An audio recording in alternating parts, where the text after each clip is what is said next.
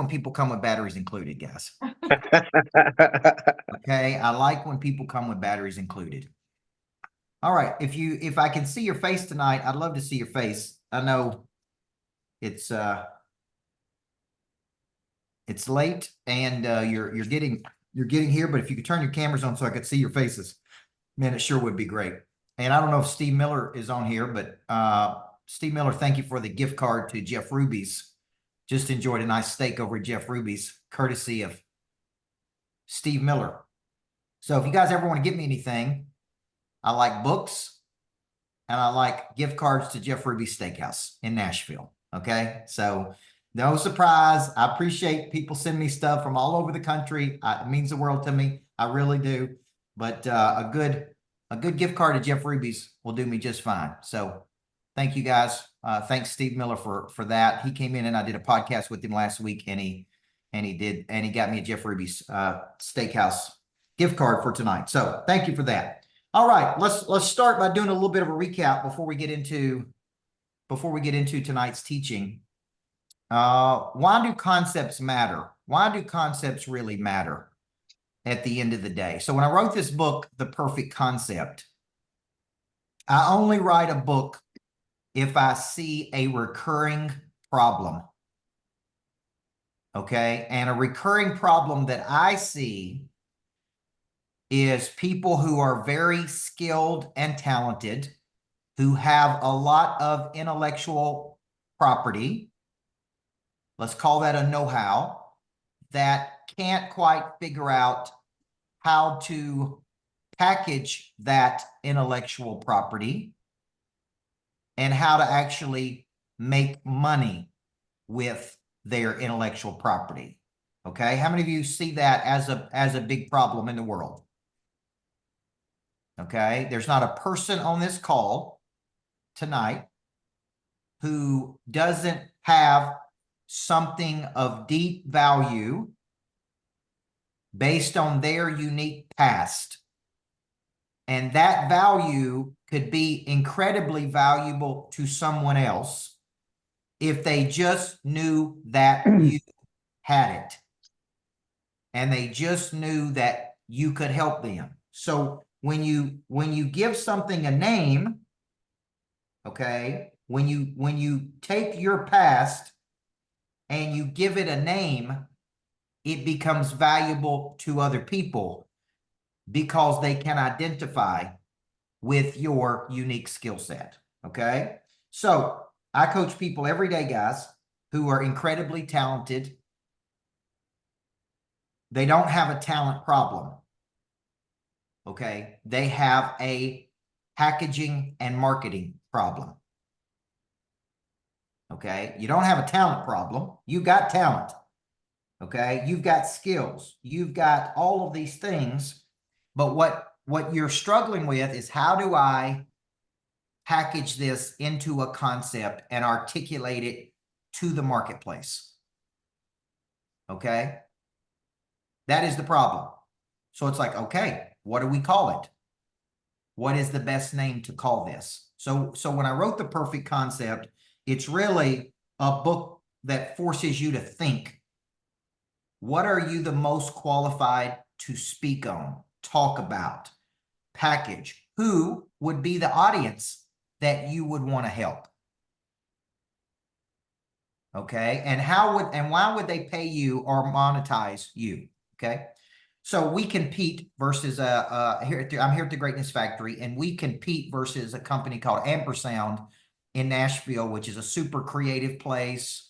We compete against WeWork, we compete against Industrious, we compete against, these various places. And I come up with this concept called a Greatness Factory.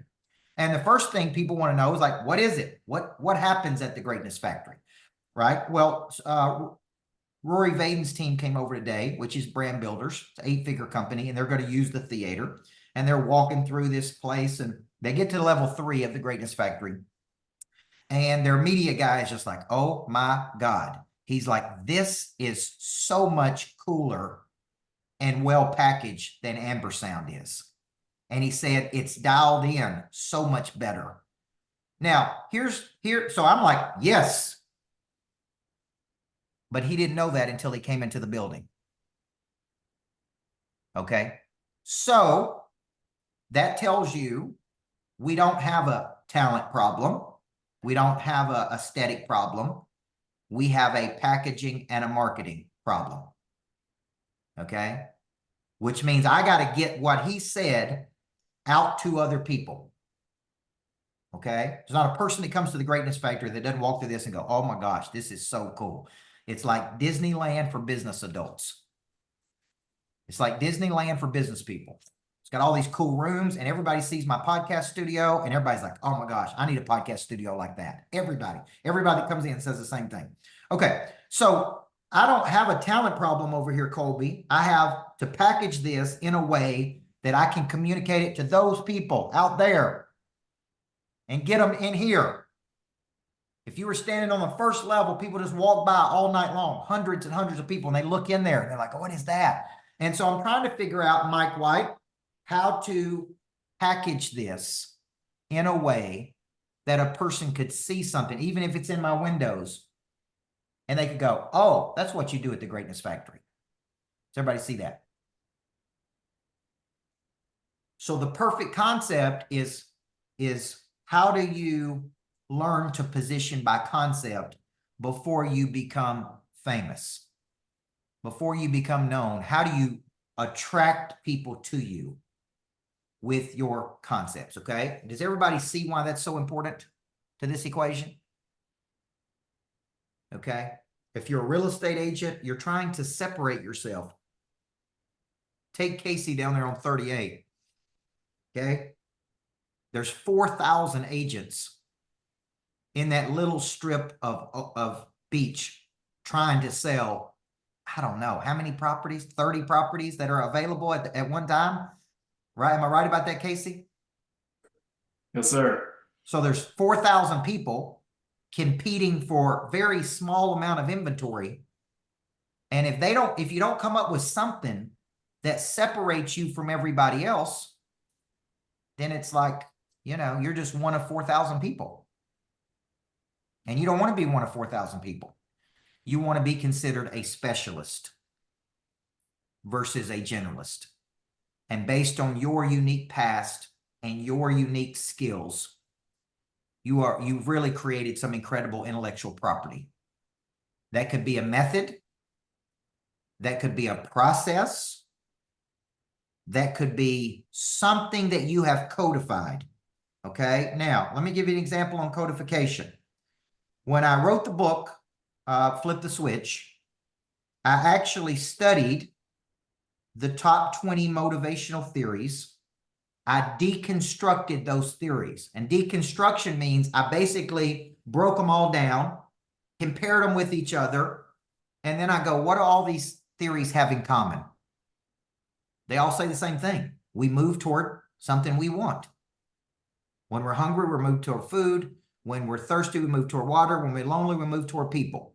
I'm like, okay, how do I mix it up and call it something different and give it a different name, give it a different concept?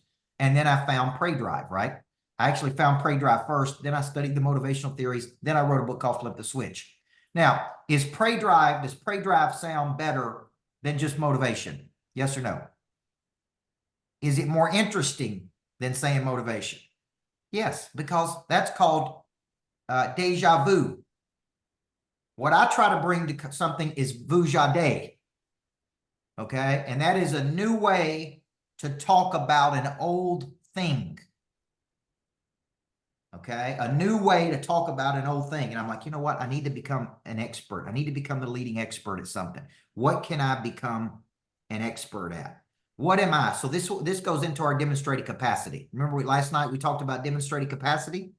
And demonstrated capacity is something in your past that has uniquely qualified you to have a skill set that other people would pay for. Okay. That is chapter 3 of the book, the concept and the demonstrated capacity. Okay. So chapter 1, before you become famous, you learn to position by concept. Okay. Chapter 1. Chapter 2, the power of a concept. Okay. Now, Mike Little, what are you learning when you come out with your book? What are you learning about speaking? What are you learning about concepts and the importance of those concepts?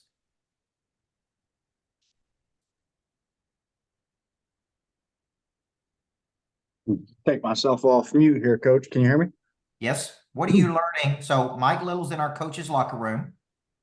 He wrote a book. Yep.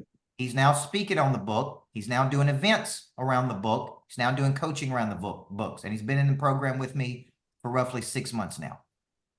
Yep, that's correct. So what I found really was, first of all, package your purpose. It did it for me. I was out at the lodge for, I think, 5 days that week. And I mean, obviously you were there. I got one opportunity to speak, and that sparked everything for me to go ahead and finish the concept and really put pen to paper. And then I came for the speaking certification, and I met Daniel there, and we went to lunch together. And by the end of that weekend, I had a book, and it was all based on being in the room, being able to bounce those ideas off of everybody. And now, I mean, you could probably book me for anything, and I could craft a speech at 5 minutes, 10 minutes, 20 minutes, 45 minutes, whatever you need, because of all the concepts we built during my communication with you, during my communication with Daniel, during writing the book and speaking and practicing speak, and just really engulfing myself in the program. It took me to the next level real quick. I'll say that. See, he could write a book just for real estate agents, or he could write a book with a concept that appeals to large amounts of people. Everybody see the difference? Right. Yep. So go ahead. No, I was just going to say, I actually chose to not write about sales because that's what I do every day. I chose to write about mindset and execution because I think it applies to more people. And my demonstrated capacity, which is the exercise you ran me through, taught me that my specialty was actually leading people to their destination, not just selling real estate or training salespeople. So there you go. See, if he would have pinned himself just in real estate, let's fast forward 10 years down the road, and he's got to only sell to real estate agents. Yep. See, he's locked in. I can't tell you how many people come to me and said, you know what if I want to coach insurance people? What if I want to coach entrepreneurs? Now I'm known for just coaching real estate people. And it's hard for people to change that. It's hard for people to change that. Like when I think about Tom Ferry, I think about real estate. When I think about Buffini, I think about real estate. When I think about Rick Ruby, I think about mortgage. I don't think these are genius business dudes, although they are genius business dudes. I don't think of them like that. I think, well, man, I don't sell real estate, so why would I want to hire those guys to be my coach? So you got to be very careful when you're choosing concepts, that you choose a concept that you want to be known for. And this is why I do research now on my concepts versus just come up with an idea and go, you know what, I'm going to write a book on it because I think it's a great idea.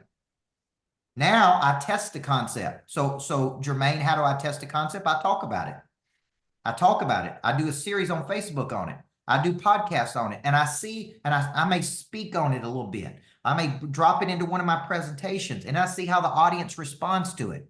So I knew when I started talking about Pray Drive, people would come up to me and go, man, Pray Drive is incredible. I love that concept. When I came up with person of interest, people come up to me and go, I want to be a person of interest. So when people start giving your concept back to you, you know you got a good concept.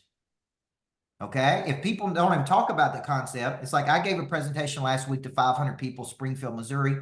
And it's like when people come up to me, they go, man, I need you to be my coach, right? Because everybody needs a coach in life. How many times have people heard me say that?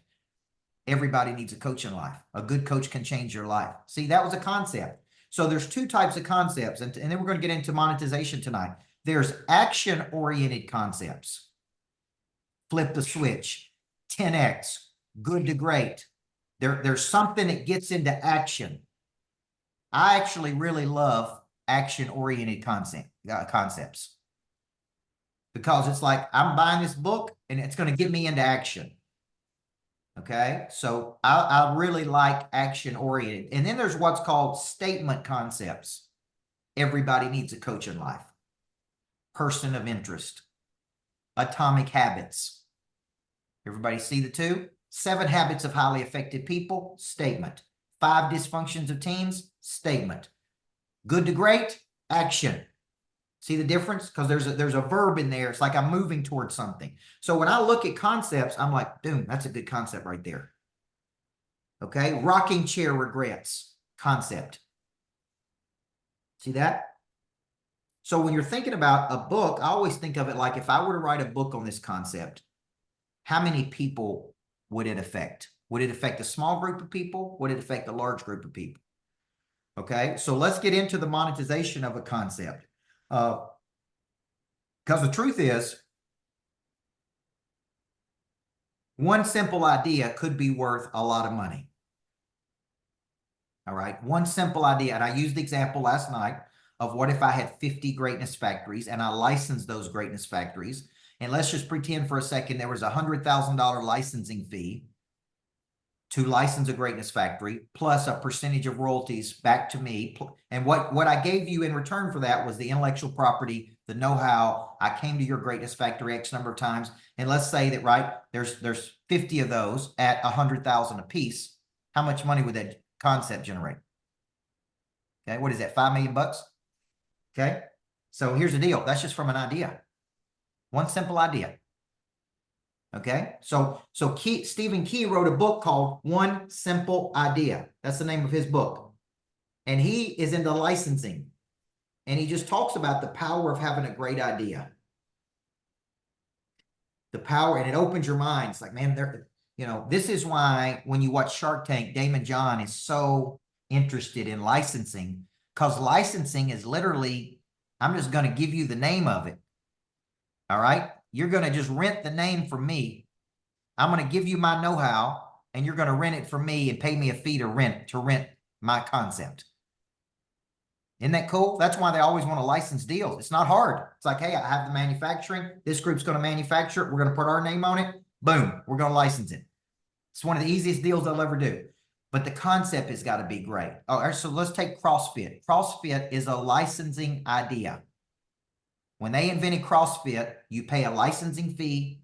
They come up with a workout. They push it out to all the people. That's why the CrossFits are a little bit different everywhere you go, because it's not franchised. If it was franchised, they would all look exactly the same.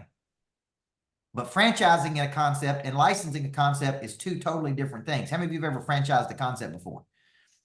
Okay, it's a lot more expensive to franchise than it is license. But you can't control it as hard with a licensing deal as you can a franchise. Okay, so but franchising is a concept. Yes or no? Okay, so I want you thinking, I have an idea, but I want you thinking bigger. Not just I'm going to write a book on the idea. I want you thinking, man, this is an idea that could get me a seat at a bigger table. This is a concept that could really make some serious money. Now, Mike White on my team loves to eat at First Watch. He's over there eating right now. I don't know I don't know if he eats all day or works, or I don't know what he does. Okay, but he's got to have eggs every morning. And this morning we came in really early, so he didn't get a chance to go eat eggs. And so at 10 o'clock, he's like, I gotta go get some eggs, coach. And I'm like, man, you're addicted to having some eggs. Why don't you get you a granola bar or something, man? Like, do you need to have eggs every day to operate? And he don't even know I'm talking about him right now.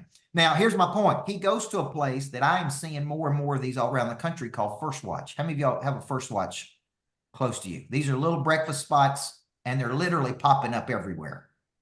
It's just a simple idea. It's one simple idea, okay? So let's get in tonight to the concept and the problem. And the reason we need to get into the concept and the problem is money changes hands when problems are solved. The bigger the problem, the bigger the money. That's right. Money changes hands when problems are solved. The bigger the problem, the more money people pay to solve the problem. Okay, so I want you to understand that chapter 4 of the book gets into these questions. What problem does your concept solve? Okay. What problem does your concept solve? Okay. Number 2, how can we build a product or a service around the concept? Okay, now let me give you an example. I'm about to come out with a pre-drive assessment. Everybody see that? So I have the concept pre-drive. I trademarked the concept. I wrote a book on it. I did boot camps on it. I do a podcast on it. So there's two things I'm about to do that are products: clothing line, merchandise, because people have begged me for merchandise for years. Okay. And you could thank Jana for that because she pushed me and pushed me and pushed me on this merchandise. But shirts that say go to bed tired, wake up hungry. I may even come out with my own energy drinks, Pray Drive. How many of you have a Pray Drive shot during the day? Okay. Activate your Pray Drive with a little Pray Drive energy drink. Now, here's my point. I'm coming out with merchandise, which would be shirts, things, any type of merchandise that would have go to bed tired, wake up hungry. It all goes to zero at midnight, right? Activate the Pray Drive, person of interest. Also, I'm coming out with assessments.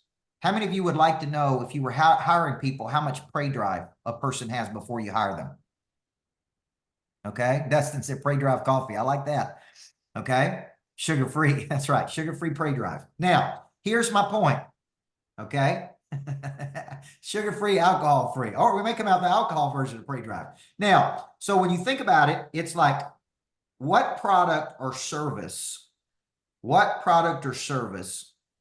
could you come out around your concept? Money changes hands when problems are solved. Okay. So these are questions right out of the book, Perfect Concept. If you haven't got the book yet, I encourage you to go to my website and purchase the book. So you have the hard copy of the book. Okay. I also do a course on it. Kelly can post that. There's I think a 3-hour course that I did that I just came out with on this concept. Okay. Number 3, is there a real problem people would pay money for? Okay. We're also coming out with an app around my $1 Million Follow-Up book, so that when you go to conferences, you can connect with people and follow up, because I believe the fortune's in the follow-up. You see how I'm taking these concepts and turning them into products and services?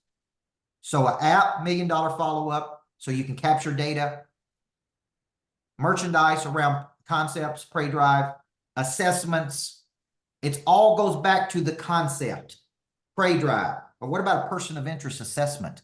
How many of you would like to know what your score is on being a person of interest in the world?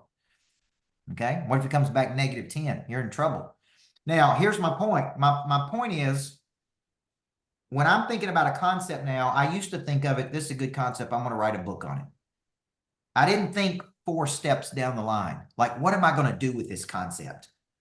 I'm going to speak on it. I'm going to coach on it. I'm going to train on it. I'm going to build schools around it. I'm going to build real estate around it. I'm going to, everybody see where I'm going?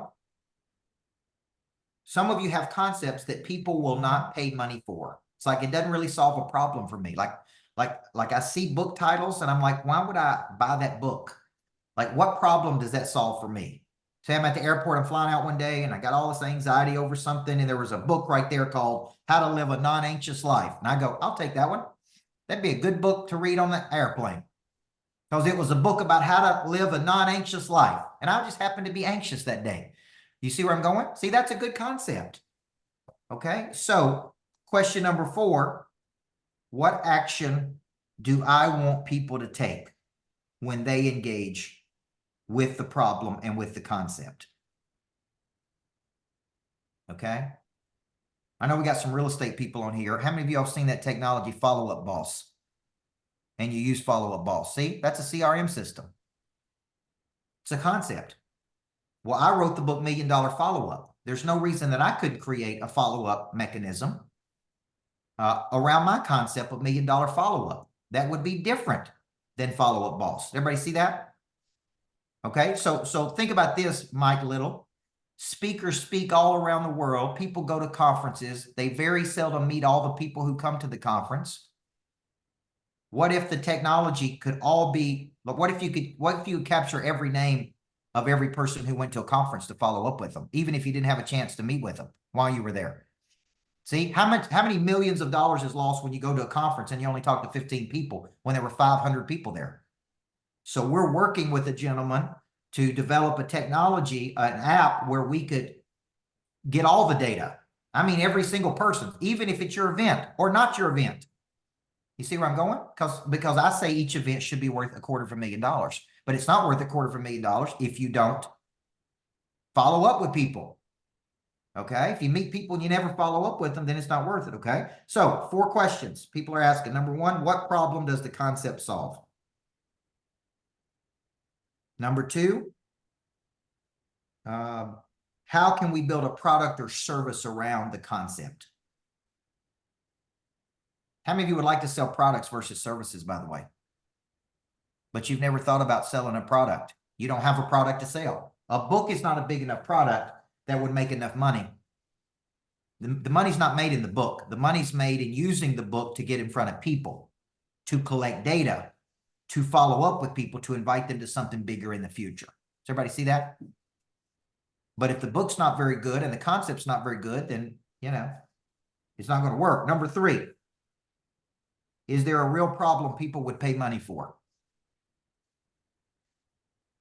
See, I'm coaching a dealership tomorrow in New York City, the #1 dealership in America, #1 Honda dealership in America, and they're being coached by Andy Elliott. And I go up there and speak on Pray Drive, and the manager calls me and says, our people like you. They like Andy Elliott, but not everybody does. And we want to give them a choice to be coached by you or coached by him. And as a matter of fact, we want you coaching all of our leaders. Okay? We want you coaching all of our leaders. So I'm going up there to New York City tomorrow. 3 hours, I'm going to coach them. And I started teaching my legacy selling system. And they go, man, we don't have a selling system like this. Like, we don't know how to play offense like this. We spend money on marketing, advertising, people show up at the dealership, but we don't have a system of movements like this, like you teach in legacy selling. Could you teach us that? Guess what that is? That's a concept. Everybody see that? Solves a problem. They're trying to sell more cars. Okay, I'm going up there to activate the Pray Drive, but more importantly, to teach them a system that I codified and put into a book called Legacy Selling. Okay, 4 questions. Now, here are some concepts of that we created that turned into money. Number 1, a concept I created called Purpose to Profit. Created over $1 million of revenue through virtual events and 6 months programs for me during the pandemic. I created a program called What's Next, solves the problem of opportunity confusion for successful people who want to have more success, get focused on their next big move, help them go from A to B. This is an ongoing program, but let's just say if we got 100 people in that program at 15,000, that's 1.5 million. There's 2 concepts right there that have produced, let's just say, roughly $2.5 million. Kelly, am I right or am I right about this?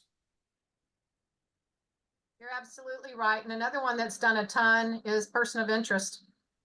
So let's just say Person of Interest generated $1 million over the lifetime of the concept. That's $3.5 million.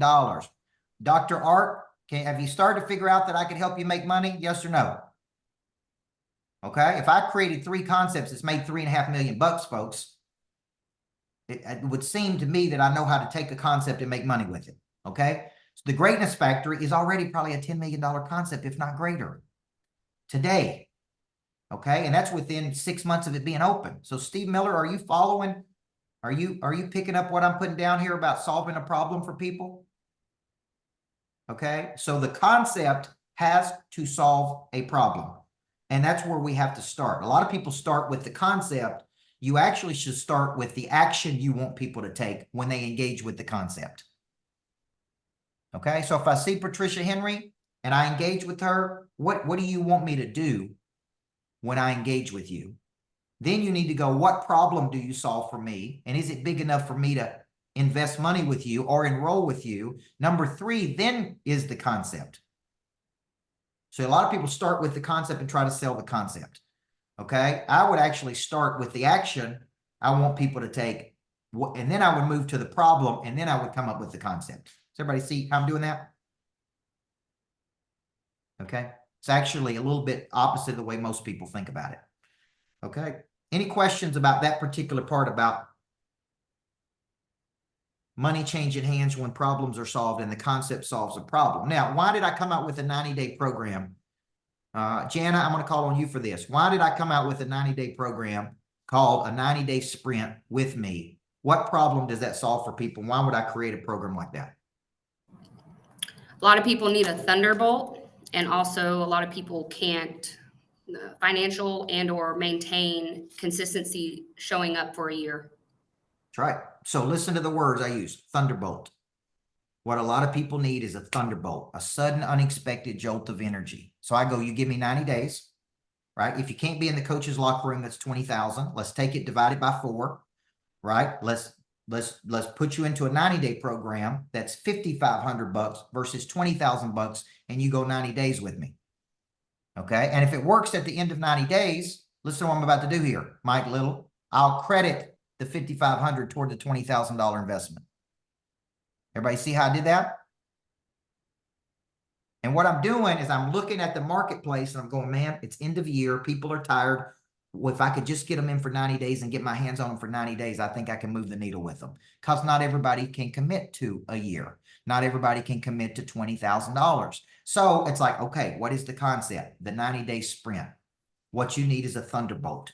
90 days with me, 8 sessions, SOS line. You get all the same stuff that people in the locker room get. It's just a shorter, concentrated period of time. Does everybody see that?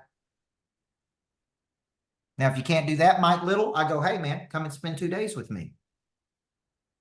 Just come and spend 2 days with me at a boot camp. Package your purpose. Michael Burt School of Speaking. Come to Activate. See how I did that? That's called a collapsible offer. Starts at $20K for people that want to go the full year, like a residency. Comes down to 55 for 90 days. Comes down to $5 grand for 2 days. And you could go down and say, if you get all the way down to the bottom, Mark Celine Anderson, it's just buy the book.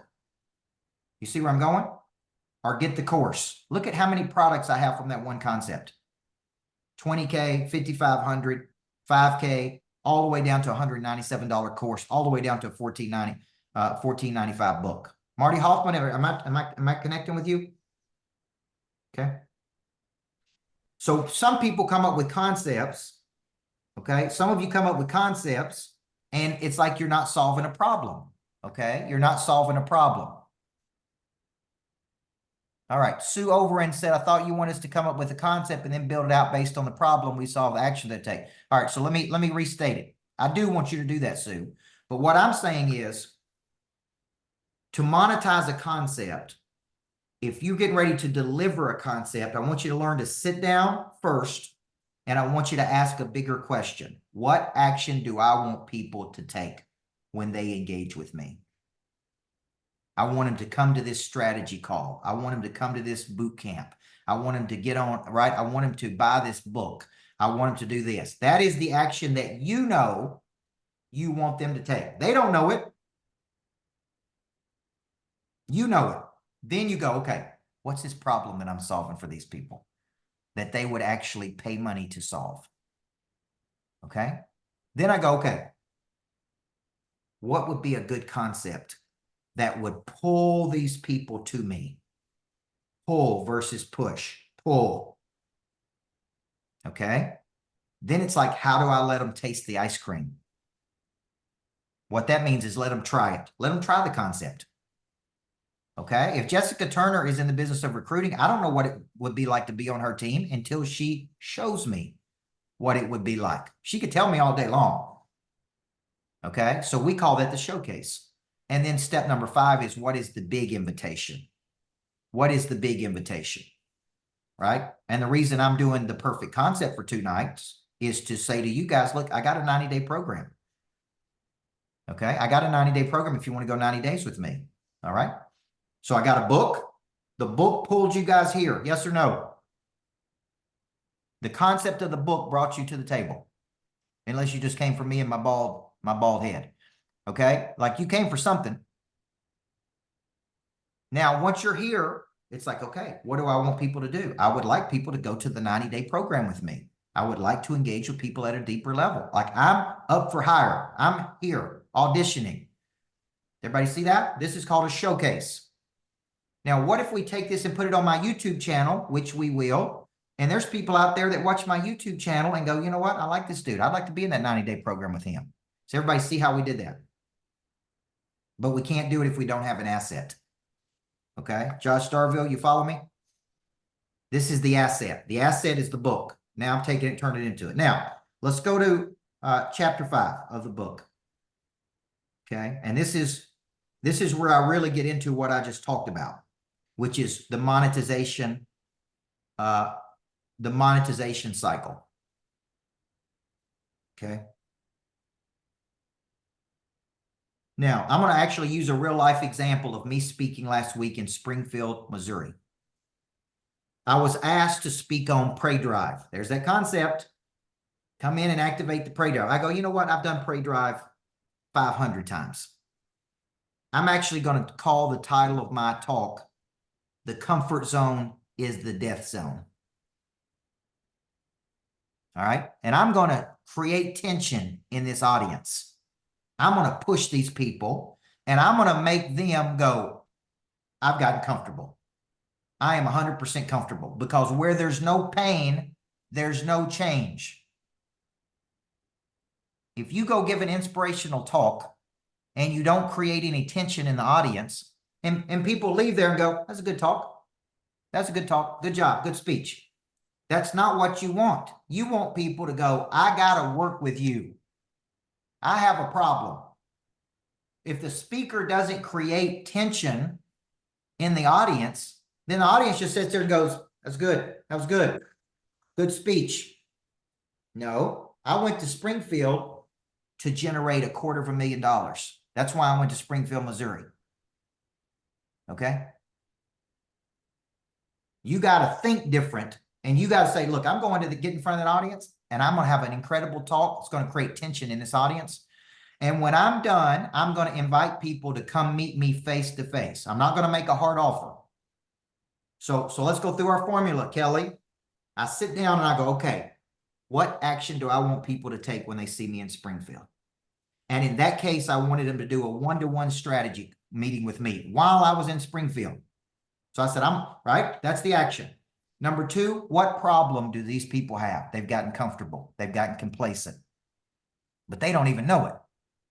Number 3, what is the concept I'm going to bring? The comfort zone is the death zone. And I'm going to backdoor flip the switch in there. I'm not going to lead with flip the switch. I'm going to lead with the concept. The comfort zone is the death zone. I'm going to give a talk that gets these people in a tension state, and they're going to go, you know what? I've gotten comfortable. I want to play at a higher level. And then I'm going to invite them. I'm going to say, while I'm here, I'm going to be taking one-to-one meetings with people. All you got to do is schedule a one-to-one meeting with me while I'm in Springfield. I'd love to meet you face to face. That is the action I want people to take. Okay, which is exactly what I did. Now, I don't know if we converted 100% of the people I talked to face, but it's at least 90% of the people who took a face-to-face meeting with me signed up. 90% easily, because they wanted to get better. It wasn't hard. It was like, sit down with me. Let me tell you what you need to do. I can't make you do it, but I can't help you if you don't do it. All right, where do I sign up? Boom, sign up right over here. So that is a strategy to use, okay? So in chapter 5, I get into what action do you want people to take? When I engage with you, what action do you want me to take? When I hear the concept, what action do you want me to take? When I read the book, what action do you want me to take? When I listen to your podcast, what action do you want me to take? When I come to your masterclass, what action do you want me to take? Okay, so Patricia, if you're in the business of recruiting people, that is the action you want people to take. You want to enroll people into the business with you. Okay, now, how many different ways can you let people know? How many different ways can you pull people to the, I call it get people to the circus. How many different ways can you get people to the circus so that they can enroll with you, if that's the action you want people to take?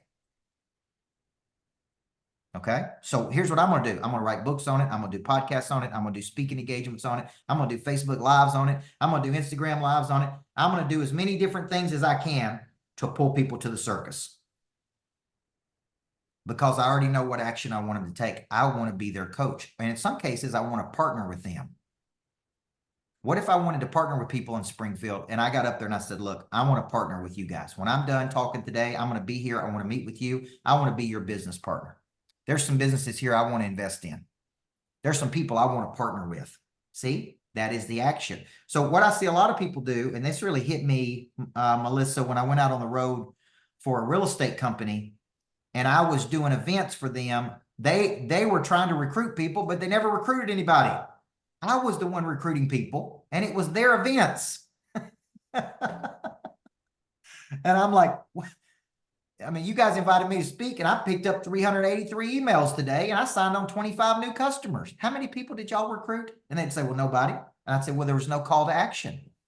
There was no action from the concept. It's like we just brought people together and nothing happened. So you spend a bunch of money to do events where nobody signs up. Does that sound like a good event to anybody? When people walk through this greatness factory, I go, could you see yourself working here? Let me take you to the theater. Could you see yourself having an event here at the theater? Would you like to do a podcast in my podcast studio? Like I want people to use the space. Okay. That's the primary reason. So if somebody calls in, I tell Mike and Jana, don't get them on the phone, get them in the door. Because once they get in the door, they're going to want to work here. Everybody see how I'm moving that ball down the field?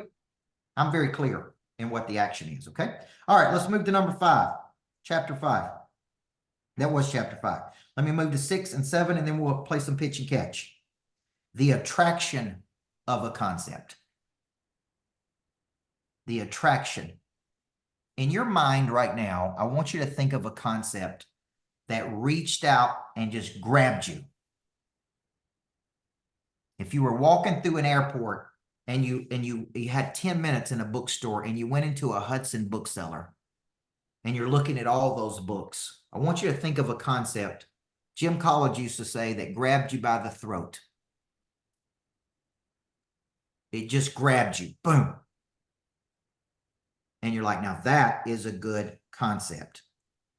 Okay? Because the concept attracted me to it. Now, why would the concept attract me to it? Any idea? Brant, why would the concept attract me? Any ideas? I think we get the whole nervous system responding. Everything is activated if it's really triggering the response. Right. Because I either have one of two things. I have a problem that I think that concept would solve, or I have an ambition that I think that concept would help me with. All right. Let's say I'm working my butt off and I'm working my butt off and I'm tired and I'm exhausted and I'm tired and I've lost all my passion and joy for my business. And I see a book that says how to make $100,000 flipping houses in 30 days. And I go, whoa, man, if I could just make $100,000 flipping houses. Or what if I'm working, and Kelly gives me a book on how to make $15,000 a month selling merchandise. And I go, whoa, man, I'm interested in that. I can make $180,000 a year selling shirts and hats and not being on an airplane or in a hotel or on a road somewhere. Like, see, I'm interested. See, look, people either have a problem and money changes hands when problems are solved, or they have an ambition. It's like, man, I want to go do something, but I don't know how to do it. And your concept grabs me by the throat and says, come over here. Right. And then I read the book, and then you got a workshop, and then you got a boot camp, and then you got a 2-day event, and then you got this. So chapter 6, goes into how do you create a concept that attracts people. It's interesting. It's not boring. It's like it's an interesting concept. Okay. Now there's a lot of boring concepts that make a lot of money, but imagine if it was a great concept. Okay, it was a great concept, okay? And it is attractive to the market. And the reason it's attractive is because it's interesting. The opposite of interesting is boring. So let me use an example. When I do one-to-ones, and let's say a person wants to do a one-to-one with me. I did a one-to-one today. You guys know, I've told you I charge $25,000 for my one-to-ones. I typically spend 4 hours, 4.5 hours with a person. We mix it up now in 2 days. So it's 2 hours day 1, 2 hours day 2. And this gentleman came in, that was with me yesterday, right? Business broker, invested $25K. I spent time with him. When I was finished today, he said, it's the best money I've ever spent. He said, you gave me more clarity, more strategy. He says, totally worth it on camera. I said, great. What if I'm selling that and I go, you know what? We're going to do the one-to-one in a really cool room I've got at the Greatest Factory called the Money Lab. And in the Money Lab, it's where ideas convert to money. And all we're going to talk about is how to make money with your idea. Now, if you're in a dreaming phase, I've got another room right beside that called the Dream Foundry. And then we're going to step over to the podcast. I call that the level 10 podcast studio, because that's where we do level 10 things. Everybody see how that's a lot more interesting than saying we're going to meet in my conference room. It's going to be real boring with a bunch of ugly pictures in there. Okay. And we're going to have a great one-to-one. It's going to be $25,000 and we're going to sit in a boring room. It's got boring colors.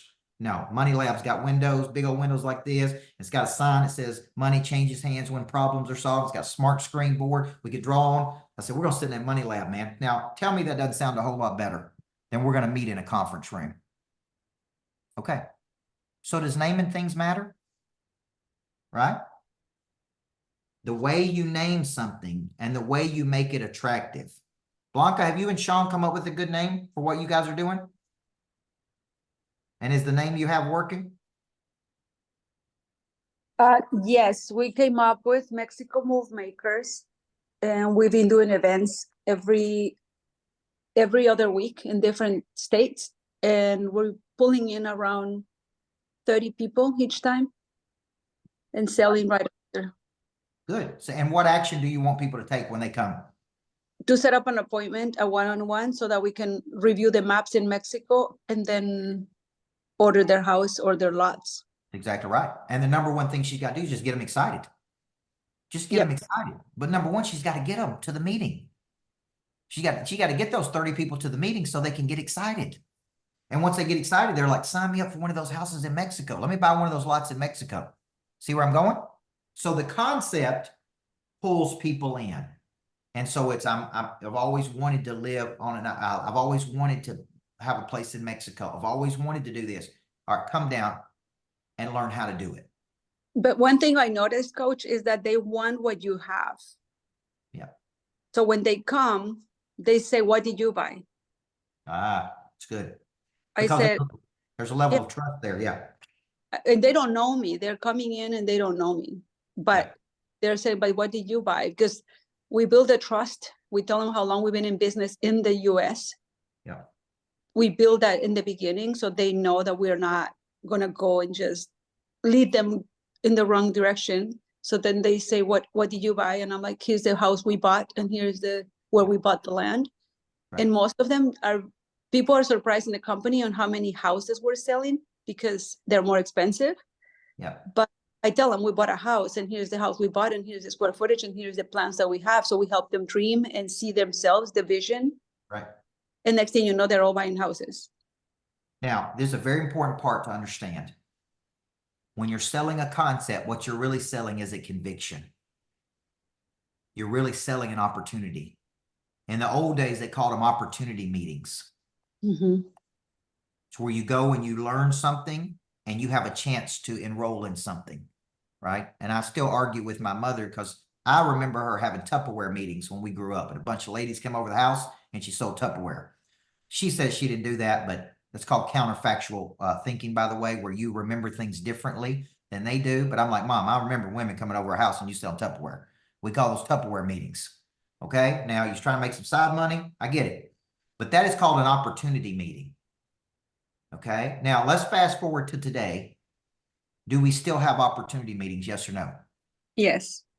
See, what Sean and Blanca are doing is an opportunity meeting. They could pick up the phone and call 30 people and try to convince them to buy a house in Mexico, or they could have a great concept, invite people in, show them, showcase what it is, tell them about what they did.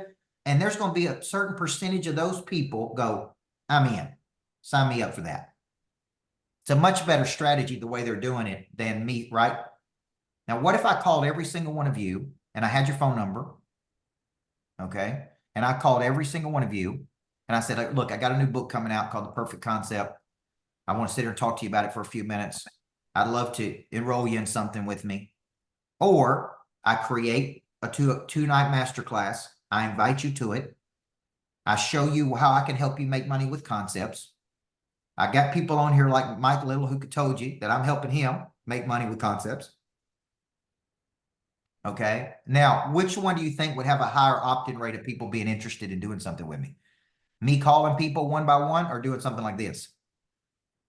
So this is called one to many. One-to-many, not one-to-one.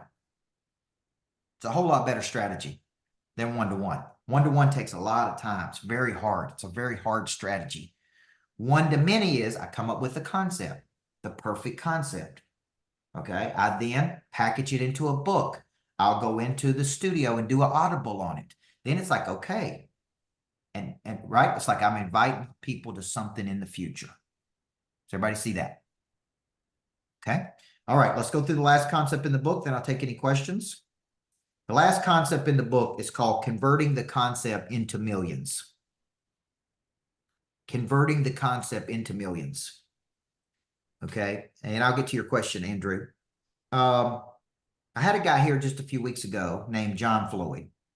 And John Floyd is a home builder in Tennessee. He's actually the largest independent home builder in the state of Tennessee.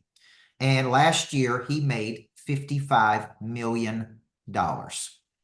Okay, he's worth about $350 million. He had no college education. He mopped floors at Winn-Dixie. He bought one house at a time. He started figuring out that, hey, everybody's going to live in a house at some point. And he bought a piece of land and built $279,000 houses, starter houses. And people bought them like crazy. So he bought a big piece of farmland, developed a subdivision, called it Evergreen Farms, and he built starter houses. And I mean, these things sold like freaking, you can't even imagine how fast they sold. And he built hundreds of them. And he makes a bunch of money. And he used to say to me when I was his coach, he said, at some point in everyone's life, if they don't go homeless, which is a small percentage of people, and he used to say, if they don't live in a box or under a bridge, they're going to buy a house. And when they do, I want them to buy a house from me. Right? And he picked a problem. Everybody has their first starter home. How many of y'all remember your first starter home? Mine was $119,000, 2-bedroom condo, and I thought I hit the jackpot. Right? And that dude made a fortune with this concept. I'm going to build starter homes for people just getting started, and the most they can afford is $200,000 or $300,000. And I'm going to make them nice, put a few cool features in them. Right? Maybe a fireplace, maybe something that looks good. And when they walk in it, they're going to go, oh yeah, this is it right here. That is converting a simple concept into millions of dollars. So in the book, I talk about Jonathan Cain. Now, does anybody know who Jonathan Cain is? It's a pop quiz. Few people there. Look at Lisa down there knows. Most of you have no idea who Jonathan Cain is, do you? Jonathan Cain wrote a little song called Don't Stop Believing. And he wrote that song for Journey because he is the piano player for Journey, and he wanted to quit. Early in their career, it wasn't going well. They weren't making any money. And he called his dad one night. He would have these long talks with his dad at night, and he called home and he told his dad, I want to quit. This is miserable. We're playing in crappy little bars. Nobody's buying anything. We're never going to make it big. And right as they got off the phone, his dad said to him, son, whatever you do, don't stop believing. The very next day, he writes that down on a piece of paper, and he writes the song, Don't Stop Believing, which becomes the #1 most downloaded song of ever. Everybody with me? It's not a person on this call who don't know Don't Stop Believing by Journey. So he wrote a book on it called Don't Stop Believing, about their journey. Now, has that concept generated millions and millions of dollars? Yes or no? Right? It's a simple concept. 3 words. Don't stop believing. Okay? Now, the reason I'm trying to show you this is because when I read Stephen Key's book, One Simple Idea, I go, this is genius. An idea, a concept could be worth millions of dollars. Okay? So I talk about in the book all the ways that I monetize ideas, coaching programs, boot camps, one-to-one sessions, small group, intensives, one day, strategic partnerships, licensing, equity, online academies. That's 10 ways that I generate income from ideas. And there's more. That, like, I'm not even getting all of them, right? So to monetize an idea, you need 5 things. I want you to write these down. And if you have the book, you don't have to write it down because you got the book and it's in the book. Okay. Number 1, you need an offer. To monetize a concept, you have to have an offer. Okay. Some of you do not have anything for me to buy. It's like, I watch you on social media. I think you're a cool person, but there's nothing for me to buy. Like, what do you want me to do? If you're a real estate agent and I don't want to buy a house today, what else can you sell me? How else can you make money? Right? It's like you got one way to make money. How many ways did I just show you that we make money? At least 10. I would never rely on one strategy to make money. Never. Speak, coach, train, lead, write, license, equity, partnerships, real estate deals. Like, look at all the ways. That way, when something's not working, if this is not working, I can pivot to something else. You see where I'm going? So number 1 is you have to have an offer to generate income from your concept. How many of you don't have a clear offer yet? Other than maybe one thing. Okay. So you can't monetize if there's nothing for me to do to enroll you, like for me to enroll in. Okay. Number 2, you need a problem. You need to be very clear in the problem. And we talk about that earlier in the book. Money changes hands when problems are solved. What's the biggest problem that you're most qualified to solve? Number 3, you need an image or concept to promote. Okay. Now, if you look at what we do, we create an image. We say, look, Coach Bert's going to be coaching on this concept. It's completely free. We want you to buy the book. We want you to get the course. We want you to spend 90 days with him because he can show you how to make money with your concept. He's going to do that through a program called the Locker Room. Everybody see that? So you need a concept and an image. Number 4, you need a landing page to capture name, email, and phone number. You need a landing page. Like, you had to have somebody collect data. Okay. What is your strategy to collect data? And to get data, I'm going to give you something and you're going to give me something. Okay. Every person that buys the book, The Perfect Concept, I've got their name, email, phone number. I know what city they live in. Kelly can call them and say, hey, I noticed you just bought the book, The Perfect Concept. What are you trying to do? And they go, man, I'm trying to coach. I'm trying to do this. Okay, good. Did you know Coach Bert has this 90-day program? Did you know Coach Bert does this 2-day boot camp called Package Your Purpose? Did you know? Oh, man, I didn't know that. Okay, good. I'm interested in this. Not everybody will be interested in it, but some people will. Okay. Number 5, you need an invitation. You need an invitation to something bigger. Okay. You need an invitation. So you get people in the door and you need an invitation. Now, P.T. Barnum got people in the door, Eric, and then he had all kinds of things to sell people. Elephant rides, right? Popcorn. Think of all the things once you went to the circus that you could purchase.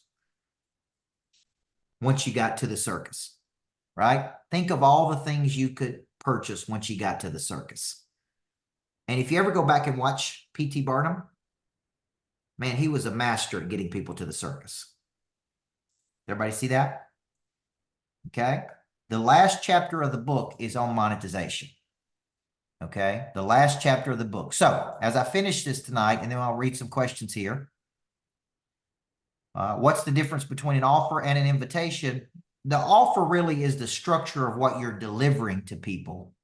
The invitation is you actually asking people to take action. So when I think about crafting an offer, I sit down and I go, okay, what am I going to give these people when they take action with me? I'm going to give them 8 weeks with me. I'm going to give them an SOS line. I'm going to send a message to their phone every morning. I'm going to give them 4 days boot camps, 4 days of boot camps. They can come to my Activate conference. That's the offer. The invitation is me actually saying, look, if you're out there and you would like to make money with your concepts, I'm inviting you to go deeper with me. Does everybody see that? So the offer is the structure, Marty, of what you're giving people. The invitation is actually you asking people. If you're out there and you're serious about doing this and you want to make money, you're tired of not making money with your concepts, I want to invite you to go deeper with me. Okay, I want to invite you. We don't pitch. Always remember this. We don't pitch our services. We invite people to a level of mastery. Let's say Mike Little just read my book. That's not a level of mastery. He couldn't go do all the things he's done in the first 6 months if he'd have just read my book. But he could if he was coached by me, if he had proximity to me, if there was a period of time where I was in his life, and he came and spent 5 straight days with me, right? Now, a lot of people will make an excuse, Kelly, and go, oh, I don't have 5 days to go spend with Coach Burt. And then they'll keep doing the same thing. They won't write a book. They don't know how to make money with it. They don't do that, but they're too busy. And you guys know what I call that, don't you? Too busy being fabulous. You're too busy being fabulous. Wouldn't you rather just learn something, right? That's what I'd rather do, and then go execute it.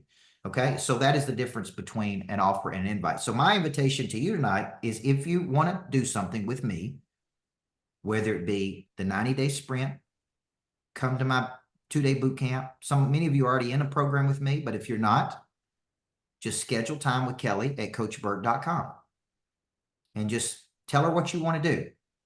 You may want to come to a couples retreat. You may want to come to the Greatness Factory. You may want to have an office at the Greatness Factory. I got a message at dinner said, hey, I'm on an office at the Greatness Factory. Okay. See, whatever you want to do with me, just schedule a time and she'll talk to you and locate your ambition or your problem, and we'll figure out how we can help you.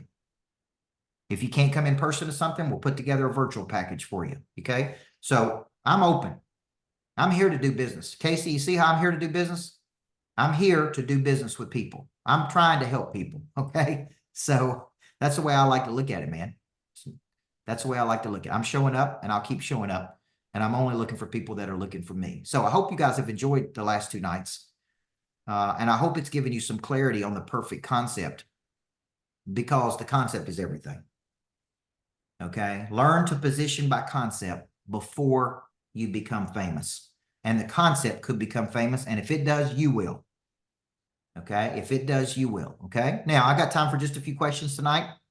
If you want to book a call with Kelly at coachburt.com, or if you're working with anybody else on our team, Jana, whoever you're working with on our team, just book a strategy call with them. And if you want to talk to me, I don't mind talking to you at all, but I just want to make sure that you're serious. You know, they won't put you on the phone with me unless they know you're serious about doing something. Okay. So I don't mind. I talk to people all day long who are serious. I was doing strategy calls this afternoon with people who are serious. And, but I don't mind talking to people at all if they are serious about playing at another level and they need to talk to me before they make a decision. Okay. All right. What do we take away from this? Who's got a question for me tonight? And 55 of you showed up. Okay. So good. And you stayed with me the whole time last night. 73 showed up. Okay. Let's see. Jermaine, niche. You mentioned create a concept that meets a broad audience. You know, there's no right or wrong on this. You can create a niche concept, right? It's like, I'm not telling you got to create a broad concept. I'm just saying, if you don't want to be pegged down to one thing, then I create big concepts. Pray drive, person of interest, $1 million follow-up. How many different people could I teach $1 million follow-up to? Could I teach it to insurance people? Could I teach it to car salesmen? Could I teach it to real estate people? Could I teach it to mortgage originators? See, I create concepts that I could pick up and take anywhere in the world. Who doesn't need their pray drive activated? So when I create a book like The Making of a Coach, it's very specific. Okay. It's for people who want to coach, but also high school basketball coaches read it. Okay. Football coaches are reading it. Right. So It's like, that's a little more niche. If I create the perfect concept, it's for people who are trying to package an idea. Okay. So I'm not telling you not to go niche. I am telling you that, you know, if you can go niche but just make sure the audience is big enough in the audience and they will pay for it. Okay. All right. Steve, I see you there. Let me make sure. Replays will be sent out to all the people, folks. Okay. And we do have your information if you registered for this. So if you did register for it, we send out the replays. And typically these they do go to my YouTube at some point. Okay, you said you paid a coach for 5 things or something like that, which helped you make a New York Times bestseller. Who is this here? Josh. Yeah, I paid Rory Vaden $18,000. Rory Vaden he's probably launched 20 New York Times or Wall Street Journal bestsellers. Anybody want to guess why my book didn't hit the New York Times list? First, it hit the Wall Street Journal, but not the New York Times. Most people don't know this. And I didn't know this. When I chose the publisher that I chose, McGraw-Hill, which is a very well-known publisher, they have not had a book hit the New York Times in the last 10 years. And I didn't know that. So when I sat down with Rory Vaden, he said, what would you like to do? I said, I'd like to hit the New York Times. He said, ain't gonna happen. He said, the New York Times does not like Wiley.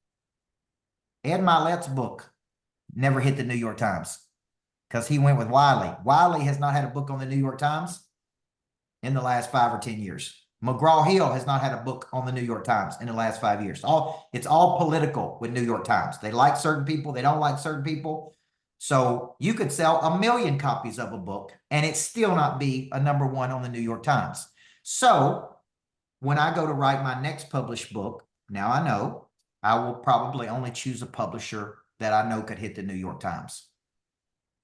Okay. So he said, you're going to have to hit. Okay. I've written 21 books now.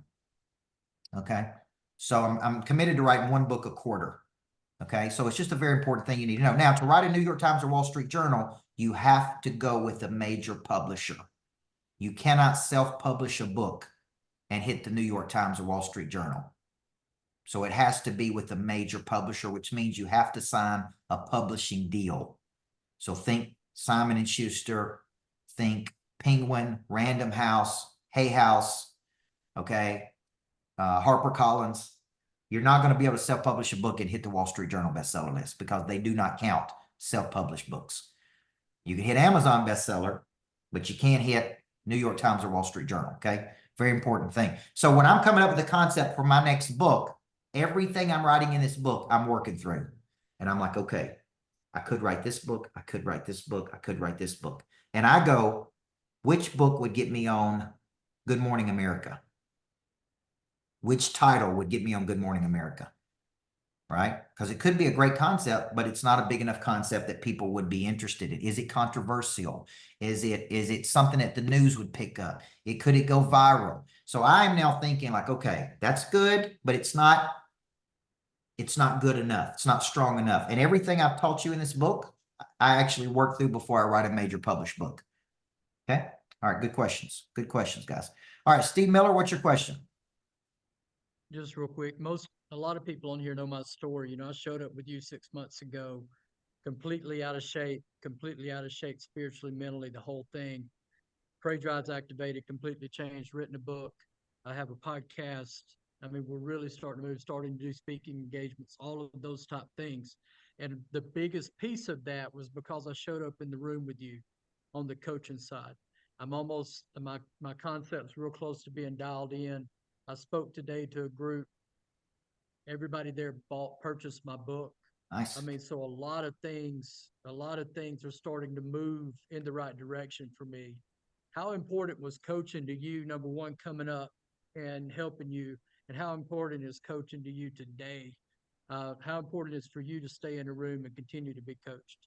Well, there's ceilings. The reason you need a coach is because you hit ceilings that you can't break through.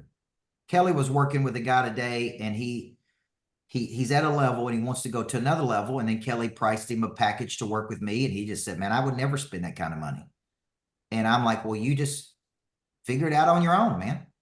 If you think you can figure it out, you wouldn't need me if you could figure it out. Like, I'm not opposed to you trying to do this on your own. It's going to take longer. It's going to cost more. It's going to be harder. Okay. It's just that simple. So I like to tell people that's like, I'm not going to get mad at you if you don't invest because you're not, I mean, you're investing in you, but but the reason I have a coach right now, I'm being coached. Okay. When I go to write a book, I'll be coached. When I go to speak on major stages, I get coaching. Like I've been coached on everything you can imagine, the psychology of an offer, how to give a great presentation, how people buy, how to, like you name it, connection. Okay. And I have paid hundreds of thousands of dollars for coaches. So it's like, if I could do it on my own, man, I wouldn't need them, but I can't. So I get to a level and I go, man, I need somebody to work with me on this. Something ain't working the way I want it to work.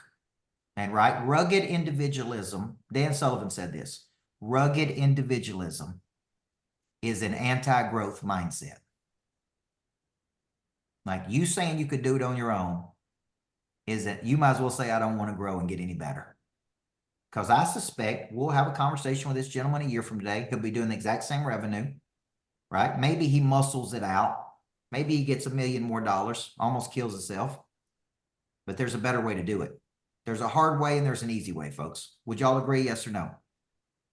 There's a hard way and there's a friggin' easy way. And when you're looking at coaches and you're thinking, well, they're just trying to sell me something. No, they're trying to help you. They're trying to help you get to another. It's so frustrating for a coach when they're trying to help somebody and they won't engage with it, you know? And with me, it's like, hey, buy a book, get involved in something, come to a one day with me. I mean, Mark and Melissa were coming to boot camps with me 10 years ago when I was coaching in a little conference room that 6 people were in. Am I right or right? Now they're coming to a $7 million complex. And we come a long way, right? But here's the deal. That's the point. That's the point. We've come from a little conference room to a $7 million learning complex. We've actually done what we've told people to do. Okay. So I think that's a big thing. So good question right there. We hit ceilings, and when we hit ceilings, we need coaches. What do you think is a good price point for someone's first coaching group? I think you start where the market is, okay? And if it's doing a 4-week course, if you're just getting started, that people pay $97 for.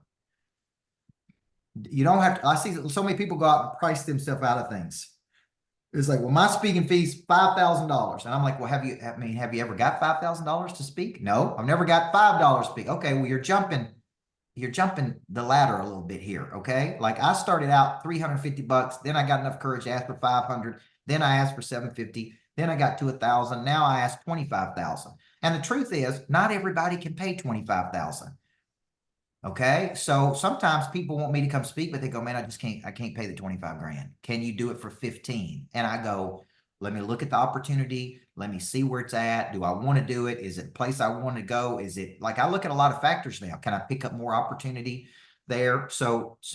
But I did work with Kevin Elko. That's Nick Saban's psychologist. And he only charged $6,500 to speak. And I'm like, Kevin, you've got friggin' 30 something championship rings. Why do you only charge $6,500? Here's what he said. They never say no at $6,500. Isn't that a good point though? He said, I can get in front of any audience I want in America. I know they're going to do more stuff with me. And there's no negotiating at $6,500. Where I asked for 25 and they go, well, I really love you, but man, I can't do it for 25. Good for you. So some days I'm like, why don't I just ask 6,500 and go do it? Right? And then I'd probably complain to Kelly the whole time that she asked 6,500 versus 25K. But my point is, what if I get down there and generate $200,000 worth of business? Is it worth taking 6,500 then if I generate 200? See, there was a conference. I'm speaking at something pretty soon. It's me and Jordan Belfort and Andy Elliott. That's the 3 speakers. And the dude said, what do you charge for a virtual? And I said, well, what did you pay Elliott? What did you pay Jordan Belfort? And they said, well, this. And I said, well, do you think I'm as good as they are? And he said, yes. And I said, well, that's what I charge then. What you paid them, right? Because it's only fair to pay me the same thing you paid them if you think I'm as good as they are. Everybody see that? Boom. Now, here's my point. I'm doing an event in Jordan Belfort once, and he asked for $50,000 up front, or he wouldn't do the event. I said, I'll do it at no cost if I can make an offer. If I can make an offer. Okay. I'll do it at no cost if I can make an offer. And they say, okay. So I took no fee and I walked out of there with 100,000 versus his 50,000. He couldn't make an offer because he asked for 50 grand and they wouldn't let him make an offer. I didn't ask for any money. And I said, let me make an offer to the audience. I walked out with 100. He walked out with 50. Okay. And he's supposedly supposed to be such a better salesperson than I am. Now, so my point is, who was smarter on that deal? I made 100,000. He made 50,000. Now, what if it didn't work? He may have won that deal. So Mike Little, that's an event. I think it's actually for, I'm trying to think of who it's for. It's a virtual event with us coming up sometime later in the year, September 19th. So Kelly can probably get you that, or Jana can get it. It's Jana, it's Chase McAllister. That's the event. Chase McAllister. Okay. So I think it'll be a pretty good lineup though. Me, Elliot, and Belfort. All right, Daniel Malloy. Thank you, Coach. Thank you. All right, I have a question. I have two really big dreams. One is a concept I've actually been working on for 14 months. I don't want to say it on here. I'm afraid you shot callers might take it, but it's like really big. I know it can produce something in the marketplace. It's about going from mental torment to productivity. You check every thought all day long. It's taken me 14 months to be able to do it all day long. So it takes a long time. That's my big concept that I want to speak about, write a book about. It's really big. It can take people from the ping pong brain to all calm. And the thing is, you check the thought, you disposition it with facts, not fiction, and then you pivot to something productive. That's the whole concept right there. It's big. But I also have this passion to be in music. So recently you activated me on like, what do you really want to do? What pulls you? And I'm so torn. Like the past 3 weeks, I'm like, which route do I go? So my question to you is, I have two big things that I know can be monetized. I know it can add value to the market. Would you suggest chasing both of these because they're both ethical standards that could make the world a better place? Would you consider taking these two together and focusing on that? What would you do if you have two big dreams that you really think can make an effect on society? And I'm in this rut right now. I'm stuck. I don't know which way to turn. What would you do if you had a passion for music and a great concept? I think if you spend a lot, I don't know if I'd come out with both of them because it could confuse the marketplace. I think what I would do is spend some time really thinking. I always ask this, what problem both motivates and fascinates you? That you could wake up in the morning and go, man, if I could just solve that problem. I like your concept about thoughts.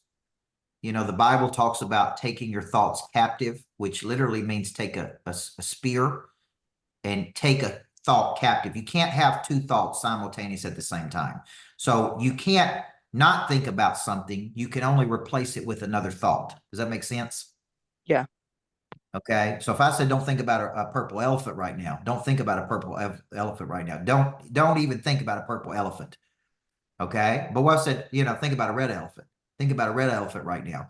Right. So you can't have two thoughts simultaneously. So I like the concept of taking thoughts captive because everybody has thoughts and everybody struggles with thoughts. And if you could learn how to do that and there, you've got a method, I like that method. So I think you need to spend some time with yourself, asking yourself, if I could only choose one of these problems, or the only other option is to intentionally tie these concepts together. That's called intentional congruence.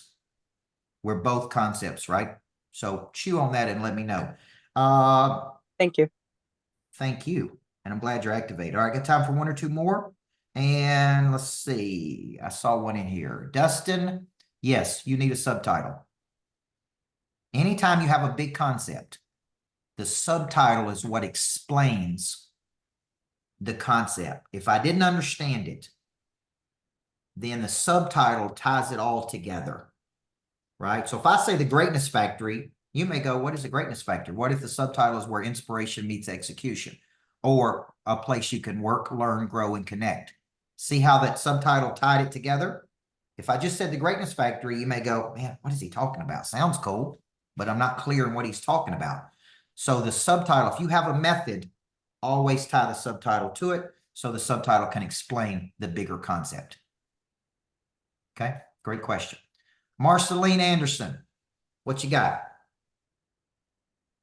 I would love to see more examples of good marketing messages. I sometimes work on them, but then I don't know if they're really good. Yep. Is there, where would I look with what you produce to see some good examples that really capture people's attention? Now, I was very fascinated by what you said earlier this evening. That, you know, you start with, you know, like an offer or something, and then you get into the problem that you're solving. Yep.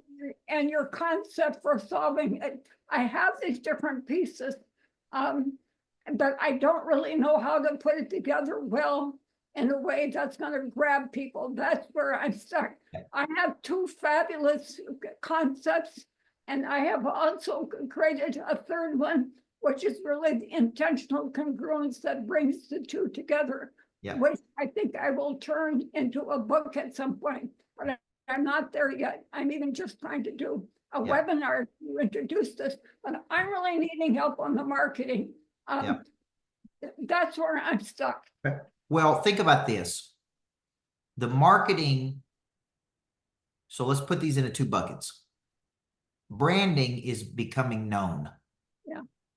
Why do I do videos every day to become known? Why do I spend money on ads to become known? Why do I, right? Marketing is really distribution of a message to people who have a problem. Okay. One definition of marketing is converting a customer problem into a profit. So when I think about marketing, it's like, here's my message. How do I get this message to these people? Yeah. Okay. And then I had to come up with a concept that would pull people to me versus push it, right? It's like, how do I create a concept that people go, I'm interested in that. That's interesting. Okay. So the market will tell you, but if you watch the number of ways I market, I do morning videos on Facebook, YouTube channel, Instagram, strategic partnerships, webinars, speaking engagements. Look at the number of things I do to push a message out to the market to pull people in. It's not one thing. It's actually about 10 or 12 things. And we're always looking for something new. So that's what I would tell you, Marceline, is let's start with a good concept, solves a real problem, and then let's work backward. And then when you talk about it, then we'll know if it's a good concept or not, because the market will tell you. Okay. Thank you. All right. Last question, folks. I saw somebody raise their hand, but then they left me. Okay. Jana, you see anybody else? Kelly? There he is. Michael? This is the $1 million question, folks. This is the last question of the night. Okay. You've been with me for 2 nights. Thank you for showing up and committing. What you got? Hey, Coach. How you doing tonight? Good. My question for you, I have it in my mind and I'm trying to formulate it the right way to ask it to you, but what's the best way to go about creating, I guess, whether it's a book or a course around the knowledge that you've received from mentors, from the industry that you're in, that maybe like the normal everyday, like I'm in insurance, right? So I've had, multiple different mentors in insurance that are multimillionaires that do it. I'm not a multimillionaire yet, right? I still have my goals that I'm working on, what I'm trying to fix and the income that I'm trying to get to. So what is your opinion or advice on when it comes to making, I guess it would be a concept, like a concept book that it has all the knowledge in it, even though you're still trying to go and accomplish everything that you're trying to do. So that way you don't look like a fraud, but yet still push out all the knowledge and concepts and the different techniques that you've learned all throughout the years from people who are actually millionaires and doing the thing that you're working your way to do. Well, I think if that makes sense. Yeah, there's 2 types of concepts. There's what we call aspirational concepts, where you've not yet done what you're writing about. Then there's demonstrated capacity concepts, which means you've actually done it. So when the book Tribe of Mentors came out, right? And he wrote the 4-Hour Work Week, the 4-Hour Chef. He wrote Tribe of Mentors. He basically interviewed all of these people. And then he wrote a book called Tribe of Mentors, and it was like their best advice from the podcast. He's not saying he's done all these things that these people have done, because he interviewed people that's done more than he's done. But he basically took all of their advice and put it into a book, and he called it Tribe of Mentors. And you could read like a page and a half from each one. That's a good concept. If you wrote a book about billionaires, but you're not a billionaire, you would need to codify how people became billionaires. So I just want people to be very cautious here. Don't go out there and say, teach people how to be millionaires if you haven't become a millionaire. And I see people doing that. And it's like, you know, it's like I coached a real estate guy many years ago, and he called himself the $1 million broker. And I'm like, and then I looked at how many deals he was doing, and he was doing 10 deals a year, making 50 grand. Well, you're not a $1 million broker. So you don't need to be telling people you're a $1 million broker, because that erodes trust in the marketplace. See where I'm going? Sure. Absolutely. So like, I'm fully okay with throwing my idea out there. It's not a big deal for me to let anybody know, but like the book that I've been working on actually for the past couple of years of trying to perfect is called How to Master the Art of Selling Life Insurance. And it's a bunch of different concepts for every single niche, and going over things. The book mainly for people that are trying to get into the industry that maybe don't have that coach or don't have a good manager or somebody that just tells them, oh, just buy leads and read a script, when there's so much more to it than that. And I'm using all the knowledge that was passed down to me and just concepts from the industry. And I got the idea from a book that's called Sales Ammo, and it's specifically for life insurance. And all it is just concepts, but they're very outdated. And I thought to myself, well, how can I make something that's similar, but that's up to date with new concepts, new visions, new information from the people that have taught me all these things that I've had some success in, but I'm not, you know, quite there on the spectrum of being a millionaire or $100,000 type of thing. Well, I think just think about the concept, and does the concept pull people to you? And it's okay to put all this knowledge into, because a subtitle would explain it. Like the subtitle would explain, okay, this is what this book does. The subtitle explains the concept, folks. Okay, so just remember that key thing.